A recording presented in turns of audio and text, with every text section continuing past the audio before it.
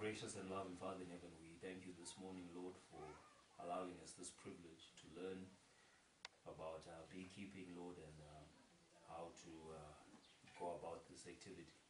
We ask, dear Lord, for knowledge, wisdom, understanding. We even pray for clarity of thought, and even our instructor, Lord, we ask that you might lead and guide him, Lord. And we even pray for further activities that we will have after this program. And we ask that everything might be done to glorify thee. For we pray for these and many other blessings. In Jesus' name we do pray, saying Amen. Amen.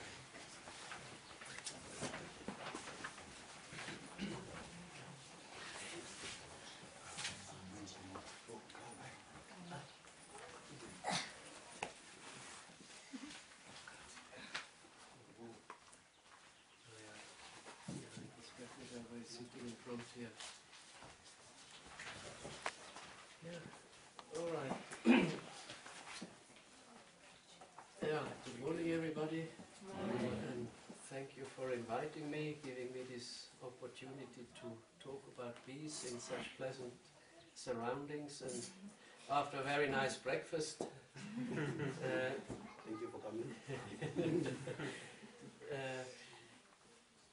Yeah, the beekeepers are always, I don't know, very positive and I don't know, useful people. I always enjoy meetings of our Beekeepers Association, rubbing shoulders with like-minded people, and I think the fact that you have an interest in bees, it also means that you have a positive outlook on life and long-term interest and sustainable interests.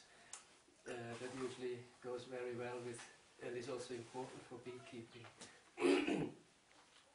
I have a few photographs here which I sometimes hang up when I do a demonstration, or so just to maybe as a bit of an introduction to beekeeping. At the top here you see that's a copy of a piece of rock painting which was found, I think, in Matopo. And it shows that beekeeping here in Zimbabwe, it has a very long tradition. It's not something that came about recently, that was brought by white men or something, but beekeeping has a very long tradition here, and bees have been around in different settings. This was a swarm right in the open under some rock outcrop. And the other thing that I always emphasize in training is that if you want to talk about beekeeping, you have to talk about trees, flowers, because the bees get everything which they need to survive, nectar, pollen, propolis, all the things that they need to survive, they get it from plants. So without plants, the bees can't survive. So if you talk about beekeeping, it's very important to understand the plants which are growing around you. Then we get bees very easily. In Europe and America, they buy bees on the internet and they come by mail. The postman delivers bees in a box. But here in Africa, we just catch them. There are bees flying around, there are swarms around, and if you know how to attract them, you can catch swarms free of charge. So we, I don't know why not more people are benefiting from this. I don't know historically, compared to other countries in Africa, we are not very far advanced. Honey production here is at quite a low level compared to, I think Ethiopia is #1, Kenya and Tanzania produce a lot of honey. Here in Zimbabwe we produce a tenth or even less of what they do. And maybe it is because historically the traditional system has not been recognized by the colonial government. It was rather the use of traditional hives, those log hives. It was blamed for leading to deforestation, because you have to cut big trees to get to make a traditional hive. They were saying if you do beekeeping and then you're cutting a lot of trees, this leads to deforestation. It's a bad thing. But then the modern beekeeping was not promoted sufficiently. Alternatives to the traditional system were not promoted at the same time. Maybe that's why we have to catch up a lot, because the resources, the vegetation, the plants are there, the bees are there. All we need is people who can make it work and collect those products. Then this is an example. We are going to show you this, how to prepare a hive for the bees, how to put beeswax to attract the bees. This is a photograph from one of our beekeepers' meetings when we demonstrated management of the top hive. Here on this comb you see some other parts. In the middle that's worker brood, the brood of worker bees, and on the outside there is brood of drone bees, the male bees, and that usually is not desirable, and we cut it out. That was what we demonstrated there, how to cut out the drone brood and then put the comb back. And here I had trained some beekeepers in Chirezi. The German embassy had funded this to try and support Chirezi River Conservancy. They wanted people living around the conservancy to be able to benefit somehow from the trees which they didn't want them to cut. But if they didn't cut the trees, they wanted them to benefit in some ways at least, so that they would have an interest and start looking after the trees. And I think in many areas this should work. Luckily when we came here there is still a lot of indigenous vegetation around compared to areas closer to the city where everything has been cut. I think you still have a lot that you need to protect and maybe use. Putting beehives, it can drive the point home, and it can also allow you to get benefit without having to cut the trees. Yeah, so much about beekeeping in general and here in Zimbabwe. On the way in the car we were also talking a bit that bees in the developed world are a hot discussion topic. You read a lot in newspapers about bees, and it's mainly in negative context because the bees there are disappearing or are suffering. They have what they call colony collapse disorder. Over winter a lot of bees disappear. When the beekeepers want to start working the bees again in spring, they see a lot of swarms have died or disappeared over winter. And then they started looking for reasons, what is happening, why are those bees are not surviving. And they couldn't pin down one particular thing, but there seem to be many factors which are affecting the bees. And it's got to do with the environment, that there is very little traditional vegetation, natural vegetation. Much of it is forests and fields, monocrops, whereas the bees, they like a lot of different plants. The bees don't just want one particular tree growing everywhere, but they like to have many different trees which are flowering at different times of the year. They like what we call diversity, biodiversity. And unfortunately the modern development, it leads very much to loss of diversity.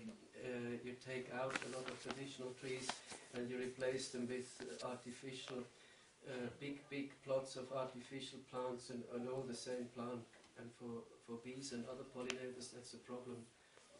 Then there's the use of agrochemicals is a big problem. Insecticides are an important chemical. Farmers, in order to protect their crops, they want to kill pests which can affect the crops, but unfortunately the bees, also being insects, they get also killed by the same chemical sprays. So that's another factor. And also in Europe and America, what gave them a lot of problems was a mite. That's a small insect which is like we have fleas and lice which are sucking our bodily fluids. The bees have it's called Varroa Mite, which sits on the bodies of the bees and sucks the bodily juices of the bee. And this Varroa Mite, it lived for a long time on bees in Asia, in India, in China, but then with all the traffic and trade, it came to Europe and to America, and the European bee does not tolerate this Varroa Mite, and that's another thing that made the bees weak and made them disappear. Now, this is a lot of bad news in Europe, but on one extent it's bad news, but on the other side it also started people thinking more about bees by trying to find out why the bees are suffering. Now they learn more and more how the bees are surviving, what they need, what problems can be for the bees, what can kill them, and so on. And fortunately here in Africa, our African bee seems to be more tolerant to many of the problems which we find in the developed world. That what I mentioned before, this Varroa Mite, we also have it here. It came up from South Africa. It first went into South Africa and then came up here in the 1980s or 90s. And we beekeepers here were very much afraid if that thing comes here, our bees will disappear. But they didn't. Our African bee, it seems to have a different way of living and a different hygiene behavior of keeping the hive clean and different sources of food. So our African bee can survive with this Varroa Mite. We find it in our hives. We have people doing research and that Varroa Mite is there, but the swarms don't disappear, the swarms don't die. So even, I think on one hand, we sometimes say our African bee is a bit of a problem because of, from the bee's point of view, it is defensive behavior. The bee is trying to look after itself and prevent others from coming in, and from the humans it looks like aggressive behavior. They sting. The African bee stings a bit more than the European bee. It starts faster and it finishes later than the European bee. Yeah, if European beekeepers come here, they're really surprised. With European bees, if they sting you at the hive, you walk away a few meters and they leave you alone.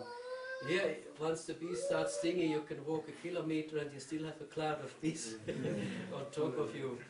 And maybe that is just a sort of a result of selection over the centuries. The bees knew that if this guy is coming to our tree, either we can stop him or he will stop us, he will kill us. So those who are good at stopping people from breaking into their nest, those bees have survived, and those who are not very good at keeping people away, they did not survive that.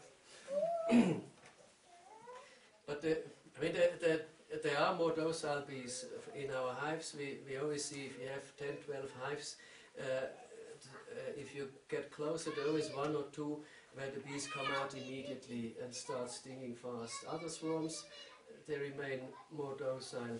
So if we could do some breeding, there would be a possibility of, like we do with dairy cows, that you breed cows which produce more milk. You could start selectively breeding bees which are more docile and which are more productive. But unfortunately, there were some beekeepers in before independence who were doing that, but with our agrarian revolution these things have been discontinued. But I think we are slowly catching up, and we may start breeding calm, manageable bees again. Yeah, I was also very pleased about the breakfast. Normally when I get breakfast in the rural areas, we don't get the fruit salad. That was a very nice thing. And Mr. Einstein once said that if the honey bee dies out 4 years later, humankind will also die out, because the bee is so important with its pollination. But I think it's not as drastic as that. For example, potatoes don't need pollination. They're just growing in the ground there. Even maize is really pollinated by wind.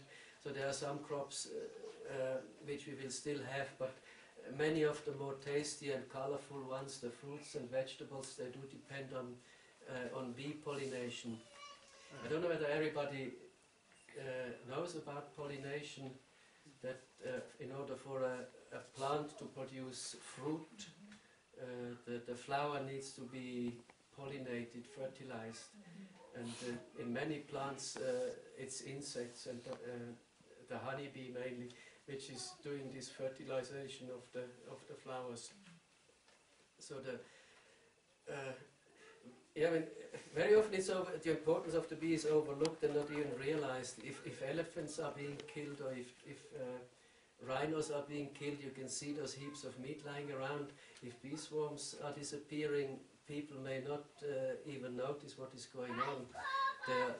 The bees are, I don't know, like a catalyst. They're a very small thing in our whole natural system, but they're very important. Without this very small thing being there, a lot of things don't function.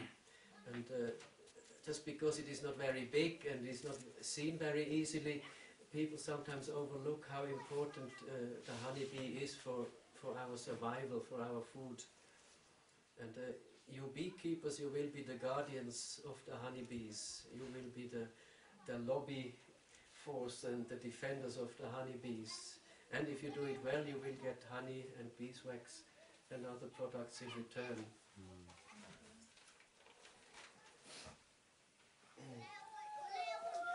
Yeah, I think, maybe we talked about the bee products. You already had honey outside. When people hear bees, they often immediately think of honey. That's the most obvious product of the bees. That honey comes in many different colors and flavors, and that is because it comes from different flowers. The color and the flavor, the taste of the honey depends on the flower where the bees collect the nectar. We haven't got... let me get a flower from the lemon tree there. Okay. We have had biology. There's a female part of the flower, a little stick which is sticking out, and then around that central part, female part, you have those yellow, I don't know what you call the things which hold the pollen of the flower. Pollen is the male garment, which has to be joined with the female organ of the plant, and then it can produce a fertile fruit. And at the bottom of the fruit you often find this sweet juice. If you break up a fruit and you lick it, you taste that bit of sweetness. And that is what the bees are collecting. They go in there to collect that nectar from the bottom of the flower, and at the same time they cover their body with pollen, and the next time they go to a different flower, they rub that pollen onto the female parts of the flower. And it's minute parts of nectar. If you lick a flower, you barely notice the sweetness. So in order to collect enough nectar for a bottle of honey, bees have to visit millions of flowers. Yeah, it's millions, so they have to fly a hell of a lot. It's a hell of a lot of work which goes into producing very little honey. And it's really amazing. We can barely understand how well they are organized. A bee swarm is about 50,000 bees. I don't know, a ball of bees, which is maybe the size of a basketball, is about 50,000 bees. And most part of a swarm, maybe let's do that later. Let's finish with the products first. I can explain afterwards about a bee swarm, what is in there. So we had the honey, and the honey in the hive, you see there's combs. Unfortunately, this is not a very nice piece of comb, because in our bee year we're far away from cropping honey. Our next honey in town, we crop it in October, November. The flowers are starting now, msasas are beginning to flower, then the jacarandas, those are our major honey producing trees. And then before the rains we try to crop. Unfortunately here in this honeycomb there was also one of the enemies of the honeybee. It's called wax moth. It's a little moth, and those things, they like to eat wax and honey. So the honey is packed in this what we call comb, and the comb is made up of beeswax. It's a very efficient way of packing this honey. When you melt down a comb, it's amazing how little beeswax the bees need to hold to pack that honey. I think they're really packing geniuses, and also they developed this hexagonal honeycomb pattern, which engineers found is very strong and is a very efficient use of material. So these things are really geniuses. And this the beeswax is also another product for the beekeeper. If you get big quantities of honey and big quantities of wax, you can process it and clean it. An easy, also the obvious use is to turn it into candles, beeswax candles.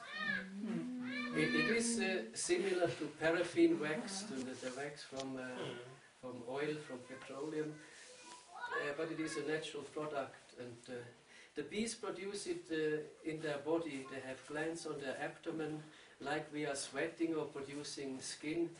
They produce little platelets in those glands on their abdomen, and then they chew it into a comb or into bits of wax. So just by collecting pollen and nectar as food, they can then produce this beeswax as a product. And in the old days it wasn't just used as candles, but before we had petroleum, before we had a lot of petroleum products, petroleum jelly, paraffin wax and so on, beeswax was an important industrial raw material. It was used in building. You can still use it for timber, to finish timber. Instead of varnishing it, you can polish it with beeswax. It was used as cosmetics. We get every now and again, we have some lady coming around buying 10 kilos of wax, and she works for a company that makes hair lotions and creams. And even here, once you have beeswax here, with a fire and a pan, you can melt the wax, you mix it with some oil, it can be cooking oil, and you can add some lemon flavor or lemongrass or any essential oil that you want to have, and you have a cream that is very good for your skin to keep it moist and smooth.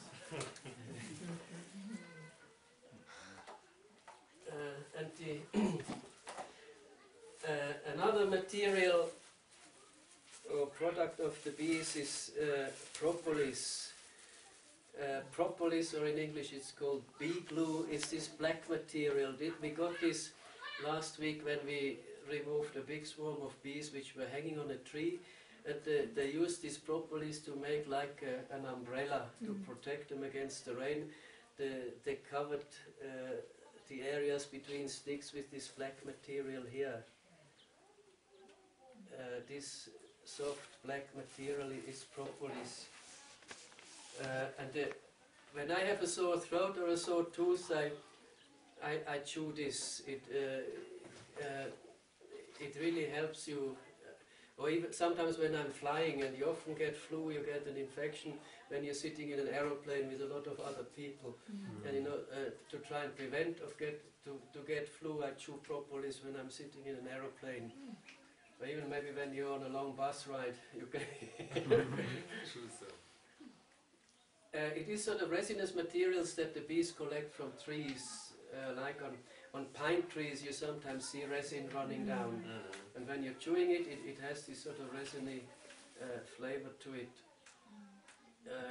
And the bees also use it when they're in a box. You will find that the whole inside of the box is turning black over time, and it is because the bees, they line the whole inside of where they are with this propolis to prevent fungi, mushrooms, bacteria from growing around them. Because the bees, honey is a very nutritious and I don't know, food stuff, it can easily start rotting or decaying. So if they wouldn't protect that area with this propolis, that thing would be full of mold and fungi and bacteria. But because of this propolis, it remains clean. And for us humans, if we're looking for something to kill bacteria or fungi, it's the thing to use. If you make your cream from beeswax, you can also put a bit of propolis in it, and then if you have a skin problem, a rash or something, you can use that propolis cream. In toothpaste, sometimes they put propolis in there, sometimes they write on the toothpaste with propolis. So it is a very good natural antibiotic or antifungal agent. So the bees, they're not just giving us food, but they're even giving us things which are good for our health and to treat against ailments. I was telling them in the car this morning, I also saw a picture of, I think, some Eastern European country where somebody had some beehives in a bee house, and then they put some hoses, some big rubber hoses to come out of that house, and then people were outside the house, away from the bees, safe from the bees, and they were putting like gas masks and breathing in the air from that beehive. And they paid for that service. They were being told that if you're breathing the air from a beehive, it is good for your health.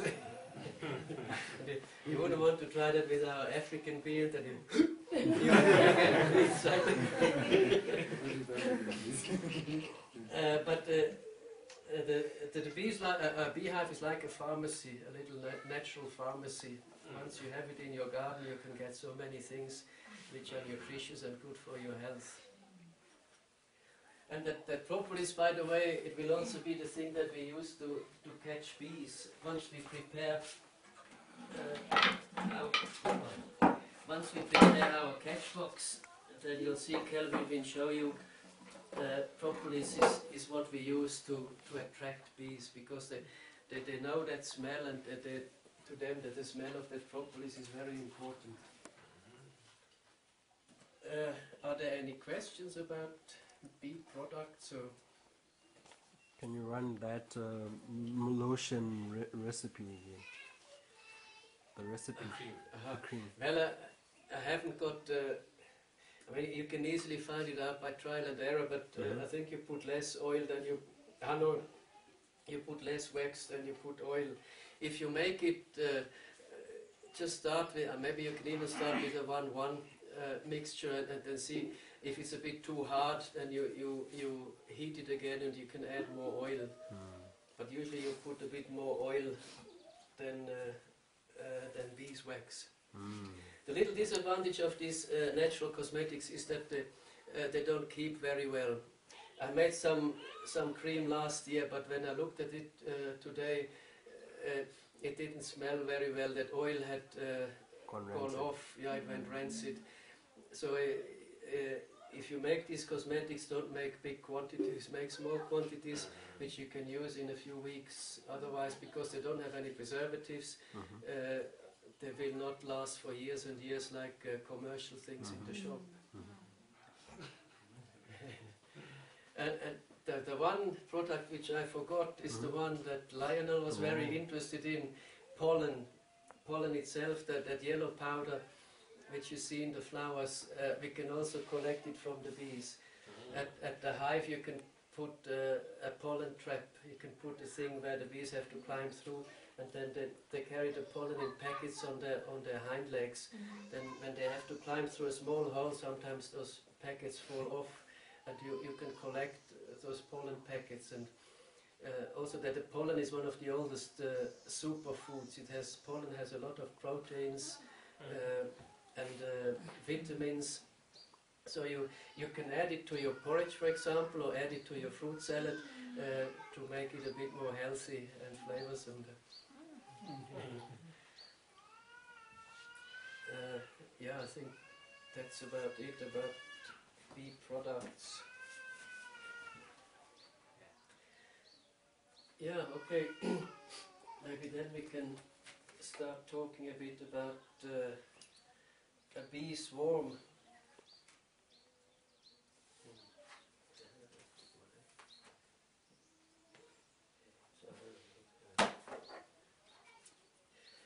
Yeah, I already told you. Yeah, in a big ball of bees, you can buy a good swarm is about the size of a. Mr. Fisher. Yeah. You can use the wood. Mm. Thank you very much. Yeah, the dust, and it's also very useful if somebody falls asleep.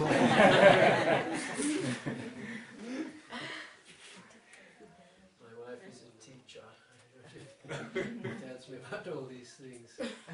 Yeah, a swarm of bees is a bit like a basketball. And we find 3 different types of bees in there. Can you, those of you who have heard about bees, instead of me telling you everything, what different types of bees do we find in a swarm? Yeah, Lionel. Drone. Drones.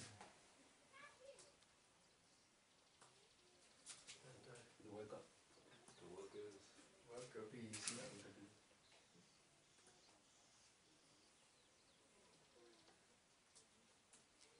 The queen. A queen, yeah.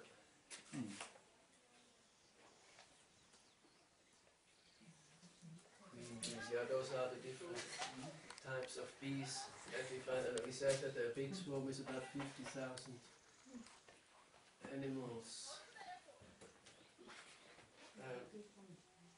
Now, how many queens could we find in a swarm? Just one. Yes, yeah, we always only find one. Wow. There can't be more than one. Drones, we find maybe hundreds. We don't find a hell of a lot, and they are seasonal. We don't find. They're not always there throughout the year. The drones are always only there at certain times of the year, and then the whole rest of these are the worker bees. Yeah, there can be almost 50,000 then. And the one thing which the major difference between these bees is the sex or gender, and the queen. I think, like we can imagine, it is a female bee. And the queen is the only functioning female which can reproduce. Only the queen can lay eggs. The worker bees are also female bees, but they are not fully developed. Worker bees cannot lay eggs normally. Their main job is to work, to go out, collect nectar and pollen, to clean in the hive, to look after the brood, to do all the work that needs to be done around the beehive. And the drones are the male bees.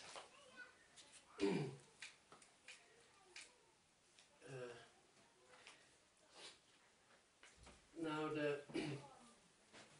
I said the drones are seasonal. Maybe if we look at the season of the year,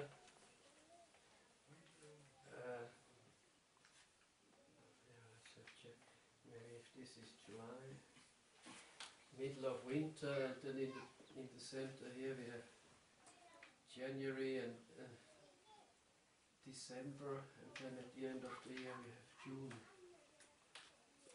Since I think our main interest is the rainy season. Around this time of the year, November to March, we have rain. The temperature will be lower in winter, and then it goes up, and then it goes down again. We have the rainfall.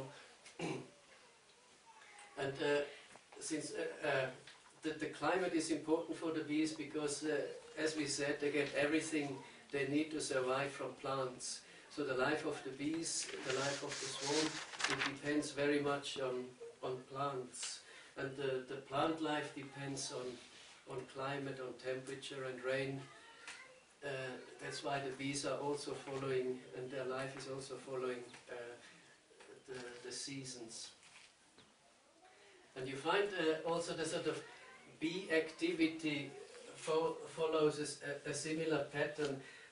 You find quite a lot of trees are flowering before the rains. Around about this time there are quite a few trees which are coming out in flowers. And it makes sense somehow. They want to produce seed before the rain comes, so that the seed is already on the ground when it starts raining. And then there are other trees which are flowering at the end of the rain. In the middle of the heavy rain, things seem to calm down a bit. We also find some crops.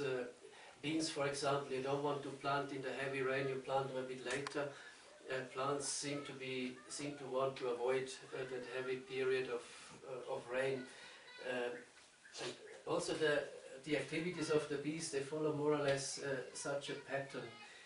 In Harare, for example, this is the time when our bees are most active.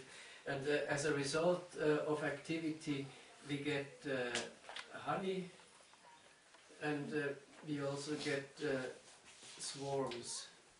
We get sort of more bees. And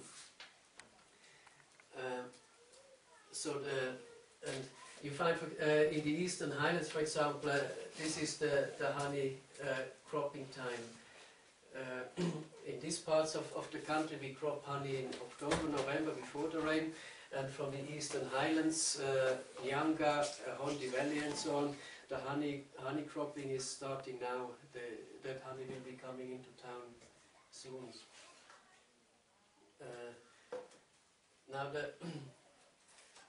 these swarms, yeah, and when the bees are very active and sort of growing, getting stronger, sometimes the place that they are in is becoming too small. They produce more and more brood, and the place is becoming too small, and that's the time when they start producing additional queens.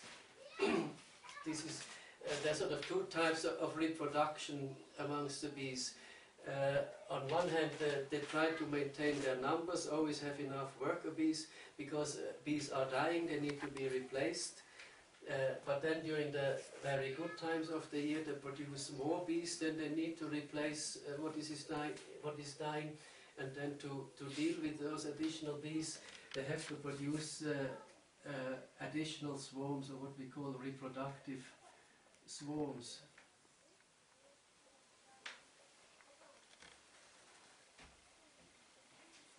It's like the one swarm giving birth to a new swarm, and this new swarm, it must have a queen, and it must have some drones, because that queen, she needs to be mated, she needs to be fertilized so that she can lay fertile eggs.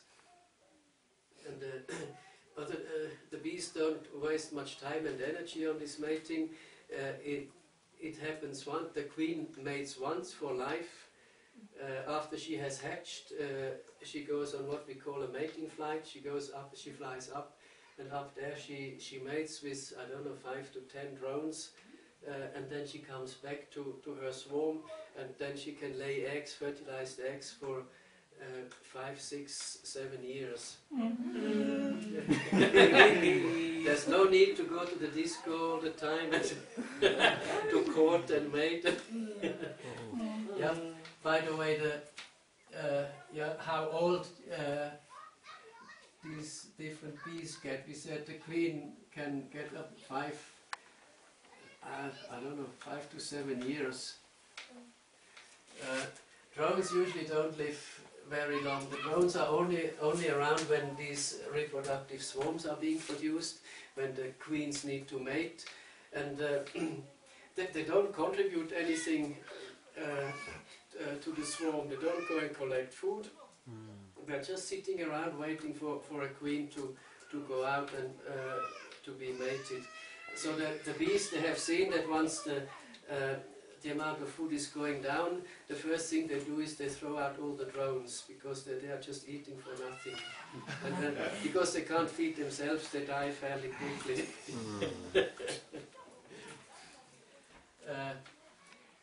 And the worker bees in spring they work so hard they only get 3 to 4 weeks old. Wow. Because they do so much flying. Every morning at first light, 5 o'clock, they start flying in and out. They fly the whole day until it's dark again. And they are wearing out very fast. In winter they can be, when it is cold and they're not working so hard, they can be a few months old. In winter maybe they're just sitting in the hive, they're not flying around so much. But during spring, when they're very busy, they don't last long. And this also means that because these worker bees don't grow very old, they need to be replaced all the time.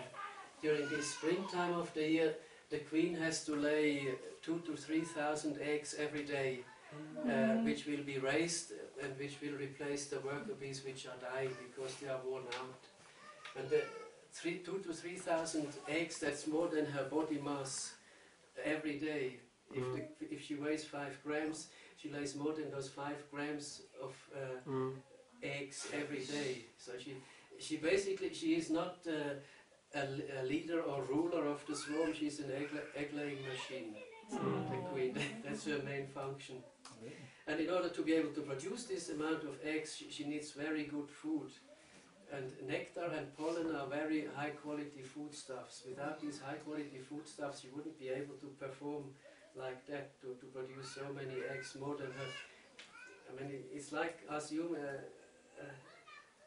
if you weigh 80 kilos and you being able to produce more than 80 kilos of a productive substance, it would be a hell of a strain on your body, and you need to be, you need to eat very, very good food to be able to sustain that. Yeah, are there any observations, questions?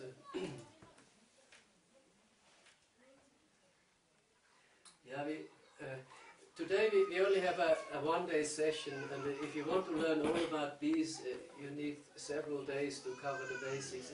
Today we are not going into every detail. I'm just trying to give you a bit of an overview. And we will sort of finish off with hive and catch box, so that you will be in a position to start catching bees.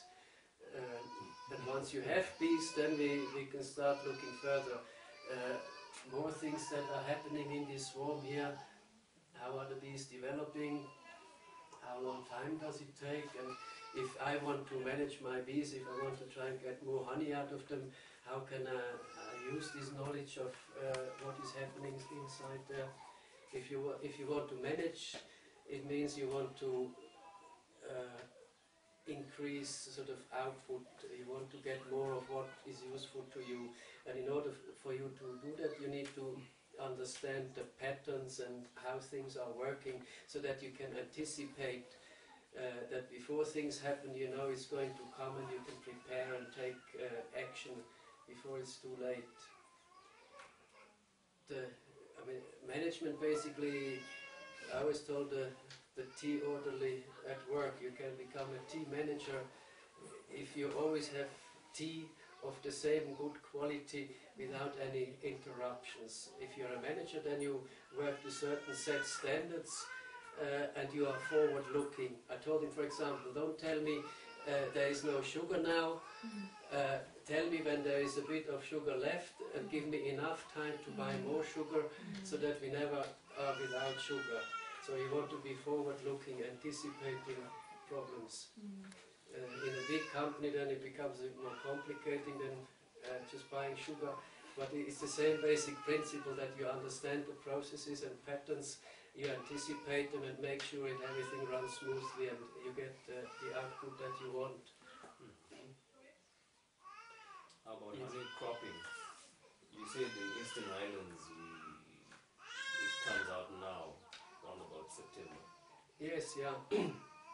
So if you are having your hives there, that means from the rainy season till you only harvest once a year. Yes, we well, usually once or twice. You see there are these two peaks even in town here we have some trees flowering later in the season. Monondo, for example, they're usually flowering in January, February. But usually in town we don't get that much honey, and you must never take all the honey. The bees, they basically put the honey for themselves, because they know there will be winter, there will be a time when there will be very little flowers. So they put honey so that they have something to eat when there is not enough food in the trees. And when you're cropping your honey, you must always leave enough honey for the bees. And in town, usually this honey at the end of the year is only just enough, so that we say, let's leave it for the bees. Then they will be stronger in spring, and they can start producing honey from the beginning. Again, you want to manage them. If the bee swarms only start becoming stronger when the flowers start coming out, they may only be at full strength when the flowers are already finished.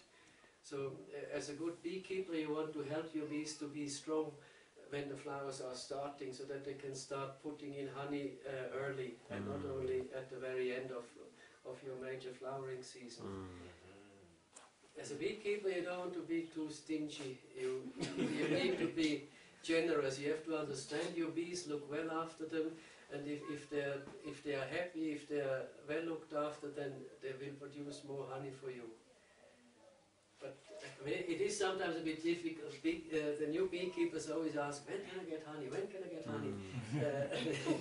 And sometimes I don't know, if you start immediately after the honey cropping time, you nearly have to wait a year until the season comes back again. But as a beekeeper, basically, you have to be patient. Beekeeping is not very good for excitable people, for nervous people. Beekeepers are usually find they are calm people, controlled people. If you get stung, keep cool, keep your temper down. You have to be able to take pain, and also you catch swarms, you lose swarms, but you have to keep going. If you can't work your way through a few setbacks in the beginning, you won't make it as a beekeeper. If you want, a lot of youngsters nowadays, they need instant gratification, instant results, like you get on your cell phone. And for beekeeping, you have to go into it with a long-term perspective. You have to be able to wait a bit for the good results, for the fruits of your labor to come to you. But yeah, I don't know, those are the people that I like to be around with. I find it difficult with nervous and excitable people. But those who are looking at the longer term and prepared to work for it and wait until it comes to you rather than try to force and push, those are the people I enjoy being around with.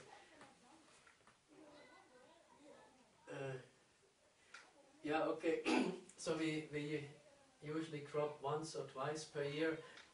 You could crop more frequently, but cropping is usually quite upsetting for the bees. You take away all the things that they have worked for very hard. So you try not to crop too often. You make sure you give them a container, a hive big enough so that they can put all the honey which they can gather, and then you only take it at the end of the nectar season, of the honey season. If your box is too small, maybe you have to start taking out as soon as it is full, so that maybe they can put a bit more. But ideally you don't crop too often. There are some traditional beekeepers that are telling you, I'm cropping honey every day, I'm going out there every day. But I think it's not the ideal situation. You make your bees angry a lot more than necessary. And you get stung a lot more than necessary. Yeah, any more questions? And then on the size of the bees, is it noticeable if you have your hive to see that this is the queen bee? Yeah. Or you can't see it? The queen bee is not much bigger. It's not like with how you say, termites. The termite queen is a big fat slug. Much bigger than the termites, but the queen bee is only a little bit bigger than worker bees. The drone is also a bit bigger and fatter. Here there are some pictures. Here there is a queen bee with a few worker bees around. You see her abdomen is a bit longer than the abdomen of the worker bees. The drone bee here is generally a bit fatter and heavier than the worker bees. And here we have a bee foraging with pollen on the legs. Here we have bees building the comb. And here you see these glands where the bees are producing the wax. These are the glands where they produce these wax platelets, which they then chew into honeycomb. And here at the bottom of the honeycomb cells you see eggs. They are like little sticks which the queen lays in the bottom of the comb. And then here you see how the eggs are developing. Outside you still have eggs, and then they grow into like maggots. I can pass this round quickly so you can look at the photographs. And here we, if we go a bit further in the development of the young bees from these white maggots, then they become into bigger upright maggots, and when those maggots don't have to feed anymore, like caterpillars, they molt, and then they don't need to, when they convert from a maggot into an insect, an adult, they don't need to eat anymore. Then the cell is covered, and a few days later then a new adult bee emerges. The young bees are usually lighter colored and hairy, and then they start working, they go out foraging. You have some bees also providing security services at the entrance, at the hive entrance. This thing is available on the internet. Maybe if you can look at it digitally, you can put it on your tablet, so if you want to print it, maybe somebody can organize to have some printed in town. It's just the color printing is a bit costly, otherwise I would have brought some for you.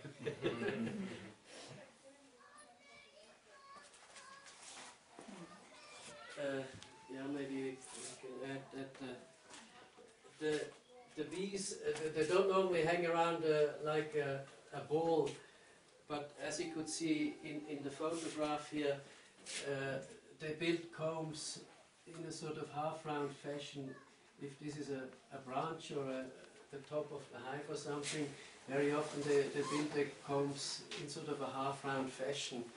And then near the top of any comb, you always find some honey, and that actually makes sense, because the honey is very heavy, so it is best to put the honey in the strongest part of the comb near the place where it is suspended. If they would put the honey right at the bottom here, it might break off and fall down. And then in the center, very often you find brood, where the queen is laying eggs, and then they are raising the young bees until the young bees hatch. And around it you will find they are putting pollen. Pollen is the other important food, and if there's a bit more pollen then they eat immediately, then they put it into the comb so that they have it available to feed to the young bees. Yes? So is it the propolis that fastens the hive to, say, the branch or whatever? What exactly? Because at times you can see a big hive, suspended on a branch. Yeah. So what is it that really fastens it to the branch? Well, the comb is wax. It's just beeswax, and they can attach the beeswax to a branch or to a roof or in the beehive. And propolis is more used to fill gaps or to cover holes. If you have bees in a tree and they're just under some branches, then they start filling the holes between those branches and make, like an umbrella, make a roof so that it does not rain into the hive. Or if the bees are in a trunk, in a wooden container, then they use propolis to fill cracks because ants and other pests can hide in the cracks, so they fill all the cracks. Or also at the entrance very often you find they put propolis, because this brood, it needs like body temperature. For the brood to survive, to do well, it has to have about 37 degrees. It must not be too cold, it must not be too hot. So it's very important for the bees to control the climate in the hive. And for ventilation, the size of the entrance is important. And you often find at the beehive, you put an entrance a certain size, but if it's too big for the bees, they put propolis and then just make small holes so that they get the right sort of ventilation for the right climate for their brood. Now, the thing about bees is that they're not just a hell of a lot of animals, but it is that they're an intelligent swarm. They cooperate, they communicate, they coordinate. It's not just 50,000 bees going off right, left and center. But if they find a good source of food, if they find a tree with a lot of very good flowers, they come back immediately and they inform other foraging bees there is something there, and the other bees will go there. If you put a drop of honey on the table here, one bee licks it, 2-3 minutes later there will be a whole swarm of bees there, because that one bee has gone and told them, hey guys, there's honey there. And they do this communication through what we call the waggle dance. Waggle dance.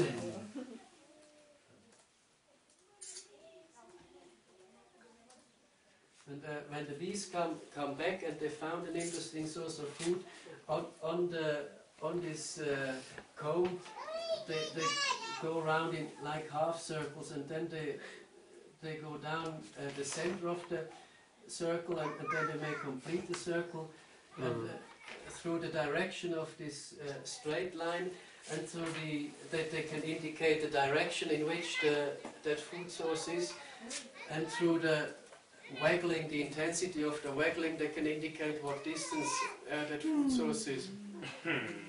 And researchers, biologists, they have studied this in detail. They put the source of food somewhere, and they observed the bees which came back from that food source, and on the comb they observed how are they dancing, and it works absolutely. It's not just something that sounds interesting, but the bees work like this all the time. And this is also because one reason why bees are very good pollinators. Bees don't go to any flower which is sort of along the way which they are flying. But if they are after one particular flower, if they are after lemon flowers, they will only look for lemon trees and stay on lemon trees. That's why they're very good at fertilizing lemon tree flowers, because they have pollen from lemon tree flowers on their body, and they will always go back on lemon tree flowers. If they would go from one tree to the other, they wouldn't have the right pollen to pollinate those flowers. So yeah, they're very clever things, and a lot of researchers are working on bee behavior, bee biology, but there's still a lot of secrets that we haven't found out yet. For example, a queen is produced out of the same egg like a worker bee, but what makes the difference is the food. To make a queen, they feed it what they call royal jelly. It is food which is being produced from the glands on the heads of nurse bees, of young bees. Yeah, let's pass that thing around there. So and only recently they found out what the chemical component is of this royal jelly that actually makes an egg convert into a queen and not develop into a worker bee. It's the very same egg that the queen lays. If you give it ordinary mixture of nectar and pollen, it develops into a worker bee. If they feed it royal jelly from the glands on the heads, that same egg becomes a queen bee. So, yeah, maybe I'm confusing you more. Well, we can't go into too much detail, but I'm just trying to get you hooked on and fascinated by these interesting things. And it's also why a lot of people, once you start working with bees, you keep on going, because you never know everything. There's always things, new things that you observe and new questions that you have. And even the oldest beekeeper, Mike Schmolke, I think he's nearly 80, and he says, even myself, after 50 years of beekeeping, if I open a beehive, I often find something new that I haven't seen before. So you'll still have some way of learning ahead of you. Yeah. I don't know, where are we in our time tables? 11. 11, okay. Yeah. Okay, there was a suggestion. Maybe we need to break. We can break like 15 minutes. Okay, yeah. And then I think afterwards we can have a look at the beehive and the catch box. I can explain. Now these are just sort of ordinary bees, wild swarms or swarms in a hive. Now if we humans want to use these bees, what do we use? And then after lunch, I think we can do the practical work. We can prepare that catch box, we can melt wax and put some propolis in there. I think that would about cover the most basic things for today. Yeah, let's have a short break and then meet to discuss about hive and catch box.